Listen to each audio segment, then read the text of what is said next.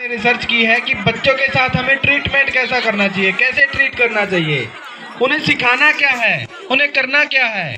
क्योंकि इस पृथ्वी पर हर बच्चा एक यूनिक बच्चा है, वो एक अलग एनर्जी लेकर के पैदा हुआ है। उसकी एनर्जी कहाँ हमें लगानी है हमें समझ में नहीं आता। हम बस वो भेड़ बकरियों वाली दौड़ में दौड़ाने लगे हुए हैं उनको कि हाय पैसा, इतना पैकेज उतना पैकेज, ना जाने क्या क्या। उसके विषय में ये हमारे पास कुछ पैम्पलेट्स हैं, वो सभी साथी लेकर के जाएंगे और इसे दिए गए व्हाट्सएप नंबर पर अपनी समस्या को मैसेज करेंगे, इतना ही। तो आगे की जो चर्चा है उसको हम आगे बढ़ाते हैं कि जब इस दुनिया में यह अन्याय होने लगा तो कोई ना कोई आकर के खड़ा हुआ, लेकिन अब हम प्रतीक्षा कर रहे हैं कि कोई आकर हमें बचाएगा या हमें बताएगा। असल में तो हमें मालूम ही नहीं है कुछ लोगों को कि हमारे ऊपर अत्याचार हो रहा है, अन्याय हो रहा है। वो अन्याय किस किस प्रकार से हो रहा है वो एक लंबा विषय है। आप सब कभी फिर मौका देंगे तो हम आपके आगे स्पष्ट करेंगे उस विषय को। तो इन विषयों को लेकर के हमारे पास समाधान क्या है, हमें ही वो योद्धा बनना होगा। आप लोगों में से ही योद्धा बनना होगा। जो मेरे भाई यहाँ पे नौजवान बैठे हैं, माताएं बहनें बैठी हैं, नौजवान बहनें बैठी हैं, उनको ही एक ऐसा योद्धा बनना होगा जो इस व्यवस्था से लड़ सके, इस अन्याय से लड़ सके। आगे बढ़ते हुए हम बात ये करेंगे कि साध्वी जी के साथ पिछले दिनों कुछ अन्याय हुआ, उसको जनता सरकार मोर्चा बिल्कुल सहन नहीं करेगा। ये हमारा कथन है, उसको बिल्कुल सहन नहीं किया जाएगा और ना ही किसी सामान्य व्यक्ति के ऊपर जो अत्याचार होगा उसको सहन किया जाएगा। आप लोग अपने ही लिए अपने आप खड़े हो जाइए, जनता सरकार मोर्चा आपके साथ खड़ा हो जाएगा। ये हमारा एक अनुशासन है और आपसे वादा है कि हम लोग आप लोगों के साथ हैं। जो कोई भी व्यक्ति जहां का भी है पूरे भारत के अंदर, आप लोग अपने हक के लिए लड़ेंगे, अपने अधिकारों के लिए लड़ेंगे तो जनता सरकार मोर्चा आप लोगों के साथ खड़ा मिलेगा। आपको सिर्फ पहल करनी है, फिर आगे का भगवान जाने। और हम सब लोग साथी मिलकर उस व्यवस्था से लड़ने का प्रयत्न करेंगे और उससे लड़ेंगे। जब कोई व्यक्ति हमें ये पूछता है कि तुम लोग ऐसा काम क्यों कर रहे हो, हमें समझ में आ गया कि चल क्या रहा है। जब आप लोगों के समझ में आएगा ना कि क्या चल रहा है, आप लोगों के पैरों के तले जमीन खिसक जाएगी, ऐसा हमारा मानना है। जो लोग जागरूक हैं, जो लोग मानते हैं, उनको ये समझ है। और कुछ लोगों ने हमसे पूछा कि ये ऐसे काम कर रहे हो, आप बहुत अच्छा काम कर रहे हो। तो हम अपने काम धंधे छोड़ करके इसीलिए लगे हुए हैं कि ये काम धंधा, रुपए पैसा नोट किसी काम आने वाला नहीं है। सिर्फ इतना ही कि मानवता को मानवता से पहचाने। मानवता ही सबसे श्रेष्ठ सर्वश्रेष्ठ धर्म है, मानवता। इसके साथ मैं अपनी चर्चा यहीं पे ख़त्म करता हूँ। उदय भाई आपसे कुछ चर्चा करके आपसे हम अलविदा लेते हैं। हमारी आदरणीय डॉक्टर देवेंद्र बलारा जी और शहीद श्री राजीव दीक्षित जी को प्रणाम। जो डॉक्टर देवेंद्र बलारा जी का नीडर इंडिया चैनल है, उसके ऊपर आपको बहुत सारी कथाएं और मोबाइल के माध्यम से आपको सूचनाएं मिल जाएंगी हम किस प्रकार का काम कर रहे हैं। और आने वाले समय में हम लोग विष मुक्त खेती के ऊपर व्याख्यान करने वाले हैं। अगर कोई साथी विष मुक्त खेती पर व्याख्यान चाहता है तो वो हमारा नंबर ले ले। हमारे इस पैम्पलेट पर हमारा नंबर है, वहाँ पर मैसेज कर सकते हैं या श्यामा दीदी को बोल करके उनको बोल सकते हैं, वो हमारे तक सूचना पहुँच जाएगी। हमारा एक संकल्प है, पहली बार बिना दवाई बिना खार पूरी पैदावार। अगर कुछ नुकसान हो तो हम जिम्मेवार, जनता सरकार मोर्चा उसका जिम्मेवार होगा। अगर आपको उस विष मुक्त खेती में करने में कुछ दुविधा होती है या कुछ नुकसान होता है तो हम उसके लिए तत्पर हैं और तैयार हैं।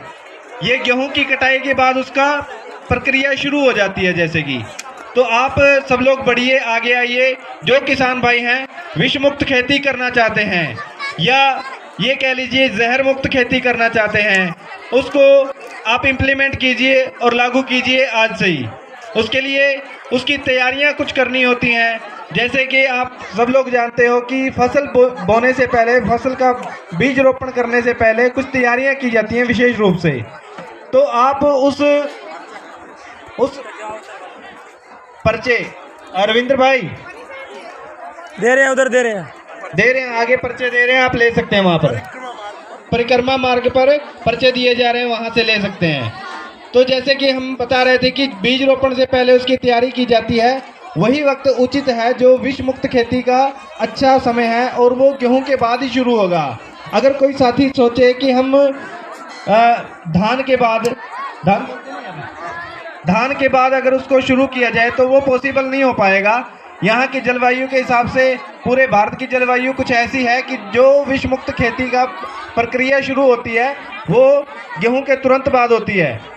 तो इस विषय पर जिस साथी को कोई जानकारी चाहिए, जिन लोगों को कोई जानकारी चाहिए, तो हमसे व्हाट्सएप पे कांटेक्ट करें, हमारे नंबर पर मैसेज करें किसी भी विषय पर।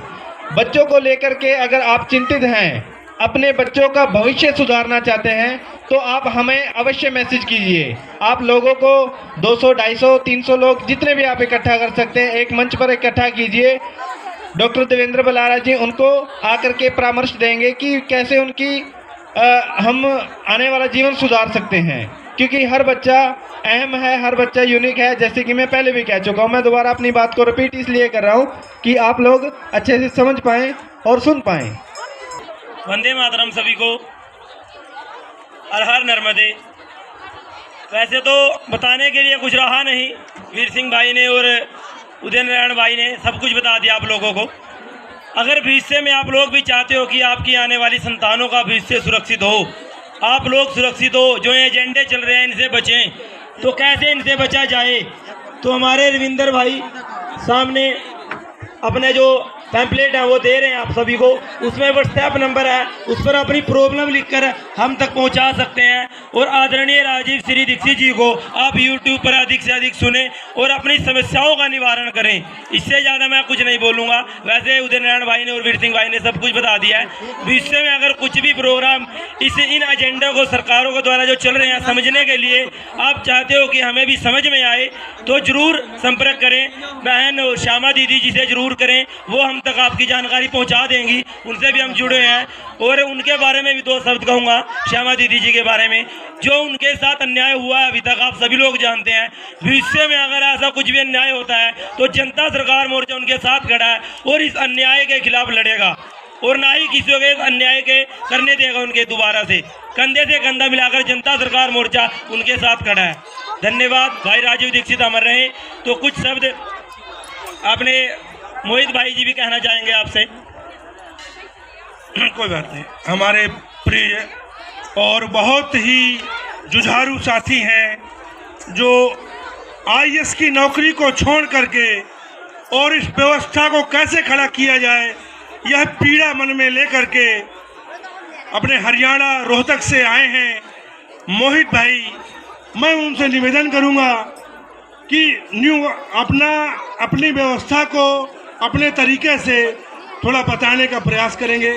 मैं निवेदन करूंगा मोहित भाई से। नमस्कार सभी को। मेरा आप लोगों से सिर्फ एक सवाल होगा। अगर आप किसान हैं तो क्या आपके पास खेती के बीज हैं? पशु रखते हैं तो क्या प्राकृतिक तरीके से पशु अपना बच्चा दे पा रहा है, गर्भधारण कर पा रहा है? और स्वास्थ्य मंत्रालय की रिपोर्ट के अनुसार 35% नपुंसकता मनुष्यों में भी है, जिसको टेस्ट ट्यूब बेबी या आईवीएफ के जरिए गर्भधारण किया जाता है। एक भी किसान के पास अपना बीज नहीं होगा। सारा बीज हम दुकानों से लेते हैं, कंपनियों का खरीदते हैं। अगर बीज खराब आ जाए तो किसान की खेती खराब होती है, जिसकी वजह से वो कर्जे में डूबता ही जा रहा है। इसी प्रकार हमारे पशु जिनकी नस्लों को सुयोजित तरीके से बर्बाद किया गया, और आज वो समय है कि प्राकृतिक तरीके से पशुओं का गर्भधारण नहीं होता है, उनका दूध भी जहर बन चुका है।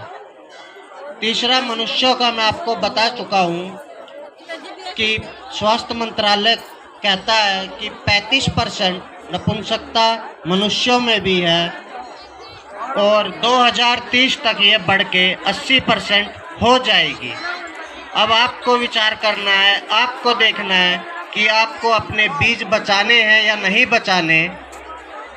और आपके समक्ष एक बात और रखना चाहूँगा, यदि सरकार आपको सभी किसानों को ये बोल दे जो भी खेती करते हैं कि आप अपना कर्जा चुकाइए, तो मेरा मानना है 95% किसान जो खेती कर रहे हैं अपना कर्जा नहीं चुका पाएंगे, क्योंकि ऐसी व्यवस्था उनके लिए तैयार कर दी गई है सरकारों के द्वारा। एक नहीं, दो नहीं, सभी के द्वारा और संयोजित तरीके से किया गया है। और ये सब सरकारें नहीं, विदेशों से चलता है, वर्ल्ड इकोनॉमिक फोरम से चलता है, WTO से चलता है, WHO से चलता है, IMF से चलता है, UN से चलता है। ये उन लोगों के द्वारा किया जाता है जो लोग पूरे विश्व के संसाधनों पे काबिज है, जिनके अंतर्गत पूरे विश्व के तेल के कुएं, दवाइयों की कंपनियां और हमारे यहाँ तक कि हमारे मोबाइल और लैपटॉप तक का कब्जा है। धन्यवाद।